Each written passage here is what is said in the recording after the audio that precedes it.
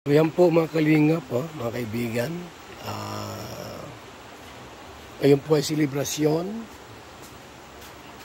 At ito po yung mga handa po. May pansit, yan, may manok, chicken, may lechon, yan, may inihaw na tilapia. At may kanin siyempre, hindi mawawala. At may isdang inihaw. Wow, grabe. Mga kalingap, mga kaibigan.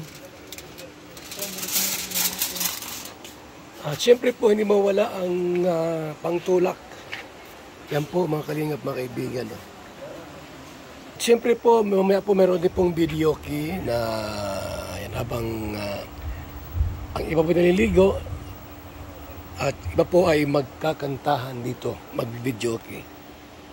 So, Roel, ano ang may payo mo sa mga wala pang 100,000 ng mga vlogger, charity vlogger? Sa akin po, since nagsimula noon po tayo, normal lang po na magsisimula po tayo sa maliit pa lang, small YouTuber kung tawagin natin. Sa akin lang po, yung may papayo ko lang is, consistent lang sa ginagawa. Halimbawa sa pagtulong, stick lang tayo doon. And syempre, maging po tayo yung lawakan po natin yung natin, hindi lang nakafocus lang sa iisang halimbawa content, diba? Siyempre kung may time sa malalaki, handa naman po akong tumulong. Kung sino po natin isasama, handa po akong tumulong po diyan. Kasi ngayon po kung kung maliit yung channel mo tapos mag-isa ka lang, talagang mahirapan ka, hindi mahirapan, ka yung may expose sa ibang mga community or ibang mga viewers. So hangga't free naman tayo na pwede isama. And syempre palagi lang doon nakafocus yung natin, yung goal natin sa pagtulong lang. Wag nang haluan ng mga Wag sumuko kung may mga problema. Oo, syempre unahin po natin yun na kung may mga bashers, tuloy lang yun, Normal lang po yan. Normal lang na magkaroon ng mga gayan. Magkaroon ng mga bashers. Sa akin lang, wag niyo pong entertainin. Part yan ng ating career dito sa pagbablog kasi nga social media. Normal po na may mga basher or mga bash tayo na matatanggap sa kanila. Kasi sa kanila, based lang po sa kanilang nakikita. Based lang sa kanilang observation. So, i-apply natin as a constructive criticism po yung mga sinasabi po nila. Kung hindi man po, mga below the belt na mga comments, talagang pasalamatan din natin sila, kasi nag-i-improve din sila sa ating mga channel. So yun lang po ang may papayo ko. And syempre wag mo kayong mahiya po na sumama or magpa-promote, kung meron po kayo ding i-recommend kina Kuya Bal, kina Kalingap, para pwede po yan, kasi mas maganda po, mas lumalaki po yung channel nyo pag natutulungan kayo ng medyo angat-angat na po. Kaya wala po akong pagdadalawang isip na tulungan po sila Kuya Kaprundi at si Kuya Brooks para din po at saka si John Rivera. Ay opo, si Kuya John, na mga gustong umangat ang channel. Kasi yan naman po yung goal natin dito, magtutulungan po tayo, hindi lang po nakapokus po sa atin.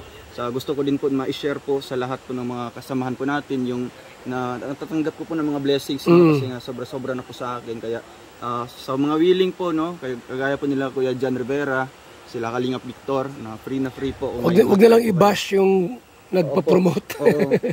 Kaya nga po, yun pang ating unahing isipin po natin, kasi nga doon din tayo kumukuha, mahirap po kung wala pong mga tumutulong po, nagsusupport sa inyong pang-charity. Kung doon po kayo umaasa sa inyong revenue, kukulangin. Kukulangin talaga. Kaya wag niyo pong i-bash, kung ganito man sumasama man po sa akin o kaya kina Kuya Bal. Kasi para din po yan sa pangtulong po nila, Kasi mahirap nun po kung umaasa pa rin po sa bigay ng mga sponsor, Mas maganda po kung lumalaki yung channel nila, at the same time mas marami yung matutulungan po. Baka yung nasa Malalag nanonood sa atin ngayon, sa ating live premiere, ano masabi mo sa kanila? Sa lahat po ng mga kasamahan po doon, samahan ko po sina Mick Agnes, Ipapa mo, si Kalingap Awi. Si Kalingap Awi, si Kalingap Angeli. Patuloy lang sa pag-charity, at darating din yung time na tataas din, makikilala din yung lugar natin. And syempre, palagi ko nang pinopromote dito.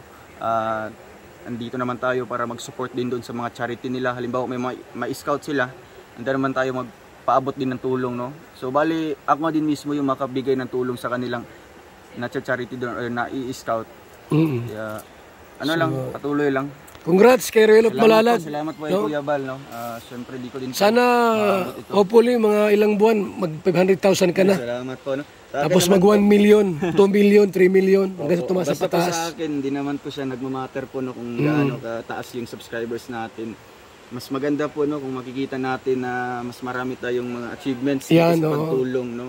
Hindi po natin isipin yung numero po, mga kalim, kasi numero lang naman po yan. Mas maganda po kung maraming matutulungan, no, sakto yung views, no, kasi ano din yan, magkakaroon din yan ng revenue na ipampatulong din natin sa iba, no. Ilan ang bahay ni Ruel sa Malalag noon nung ikaw ay nandun? Sa Malalag po, nakasyam na pabahay. Nakasyam ano? Po, bago po ako pumunta dito. Marami-rami na rin po. So ngayon po, ang una ko talagang project talaga yung sa Pilar.